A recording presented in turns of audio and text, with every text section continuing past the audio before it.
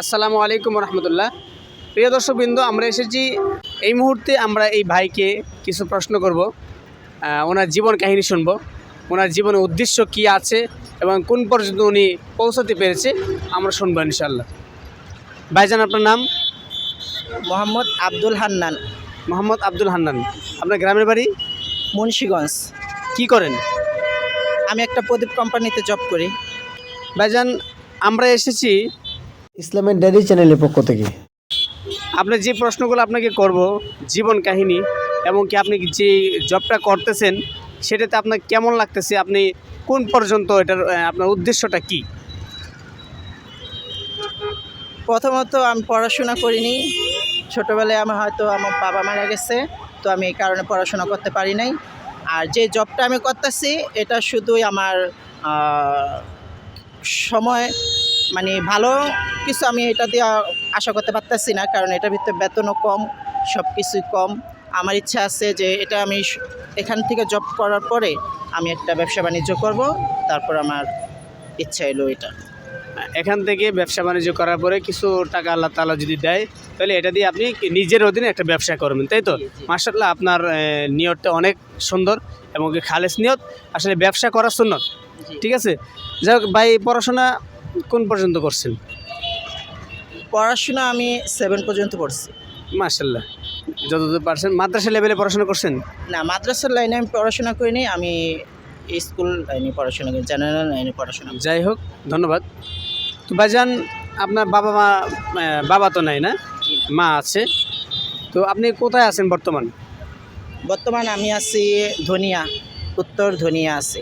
উত্তর? হ্যাঁ, আমরা অনেক আগে থেকে ঢাকা চলে আসছি, ঢাকায় আছি বর্তমান। যাই হোক, এই চাকরিটা কতদিন যাবত করতেছেন এই চাকরিটা? এই চাকরি আমি প্রায় 10 বছর হবে চাকরি করতেছি।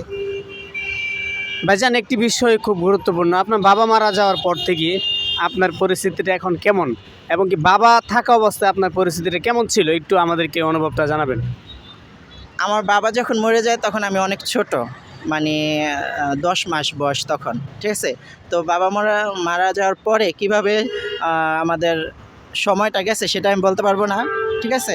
কিন্তু বাবা মরার পর বুঝার বয়সের পরের থেকে আমার জীবনটা খুবই ভালো ছিল, খুব আনন্দময়, খুব হাসি খুশিভাবেই গেছে।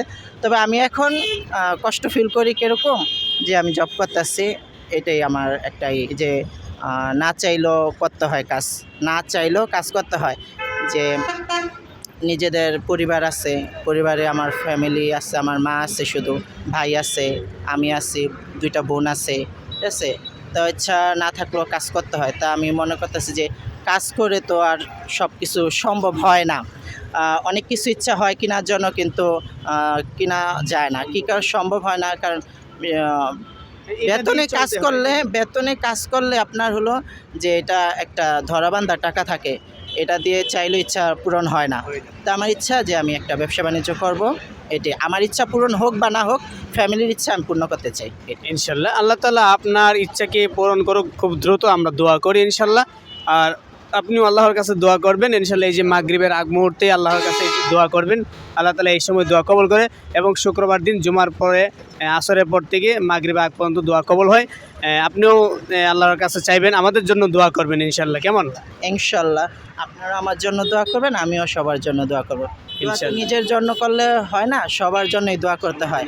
সবার জন্য দোয়া করলে নিজের দোয়া পূর্ণ হয়।